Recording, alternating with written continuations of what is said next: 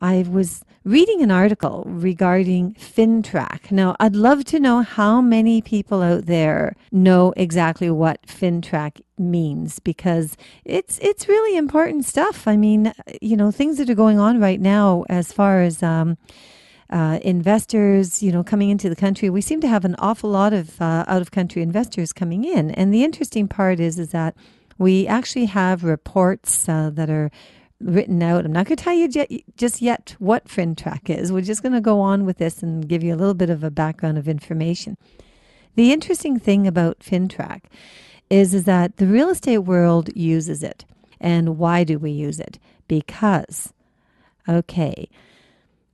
if you take a look at our financial intelligence unit here in Canada, which was actually created back in 2000, it's an independent agency that reports to the Minister of Finance, who is accountable to Parliament for the activities of the centre, which is the Financial Transactions and Reports Analysis Centre of Canada. Now, interesting enough, it was established and it operates as the Proceeds of Crime, Money Laundering and Terrorist Financing Act and its regulation. So in short form, it's actually PCMLTFA. So why would I bring this out? The reason is a few years ago, when I guess our Canadian government realized that we have the potential of a lot of different facets happening, in the real estate world. And the Canadian Real Estate Association and many of the provincial real estate associations like the Ontario Real Estate Association and the Alberta Real Estate Association, so on, they started to realize that, there has to be some kind of a governance, a reporting system to stay on top of who exactly is buying property within the country. And believe it or not, there was questions going back and forth as to who was actually going to be involved in the reporting of it. So when a real estate transaction is made, who would be the one that would actually obtain that paperwork with the identification and information at the point of transaction? Well, the bottom line is that the mandate for the Fintrac was to facilitate the detection, prevention, and the deterrence of money laundering and the financing of terrorist activities. So the bottom line is that, for many, many years, people could go in and just buy a property. And the only time that they would really put their personal information out there was to mortgage companies because they had to get their financing. It certainly was never a topic of conversation with realtors. As far as lawyers are concerned, of course, they have to give a certain amount of information when they're registering title and so on. But at that time, we're talking about transferring title and processing the transaction, which has already kind of gone through the hoops of a buyer going out with a realtor, looking at viewings of properties, deciding what it is they want to get, qualifying their mortgage, finalizing the conditions of the transaction of sale. And really, at that point, you're just waiting for the deal to close. Maybe a little bit late by the time the lawyers actually get into the picture with respect to the closing, because not only would the buyer be affected, depending on what kind of involvement they have, but certainly it would also affect the sellers. So Fintrac is not only for buyers, but it's also for sellers. So any time that people are involved in a transaction, we have to have a Fintrac form completed. Now, the Fintrac form, what does it include? It basically includes your name, your address, what type of employment you have, some kind of identification. For instance, in Ontario, you are allowed to use your driver's licenses. Your Ontario Health OHIP cards are not allowed. Different provinces allow different types of identification.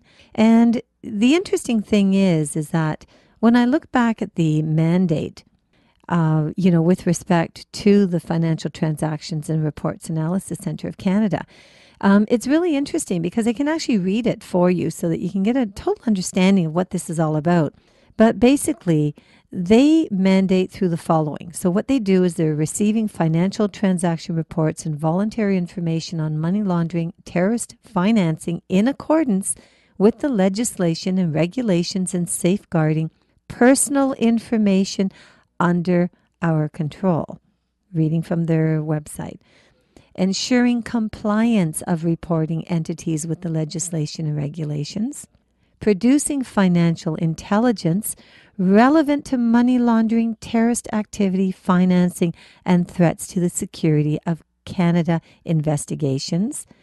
Researching and analyzing data from a variety of information services that shed light on trends and pattern in money laundering and terrorist financing.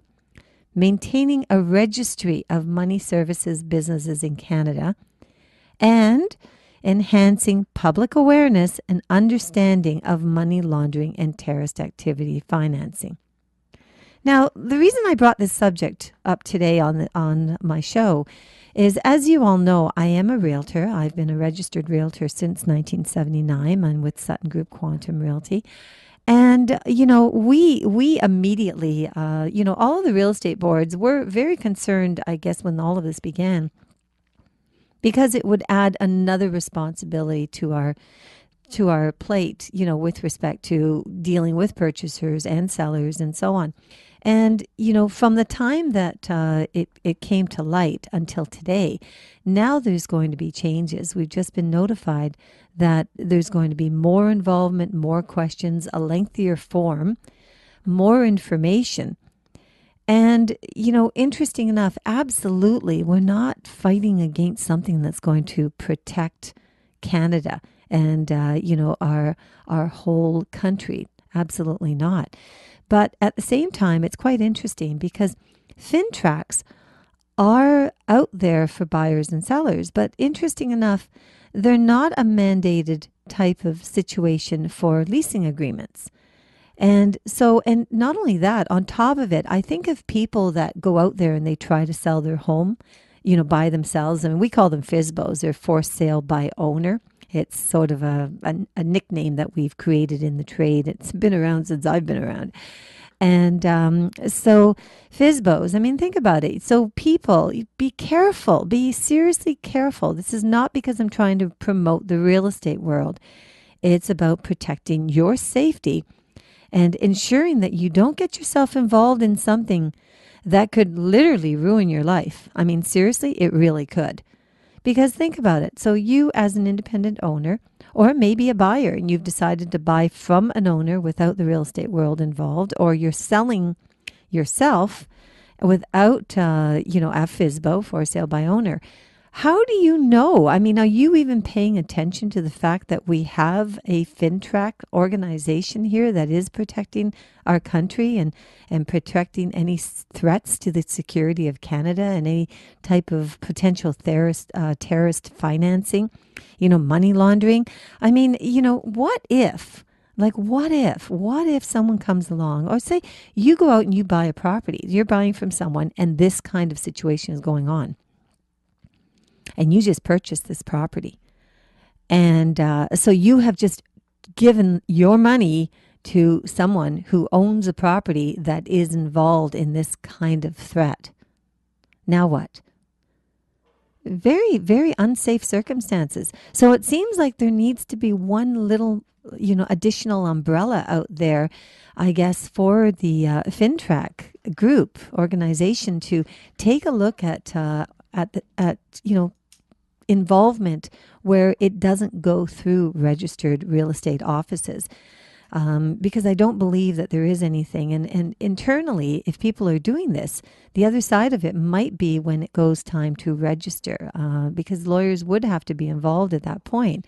So the question would be, is there a double check on there to make sure that this paperwork has been completed and that the security of our country has not been put at risk?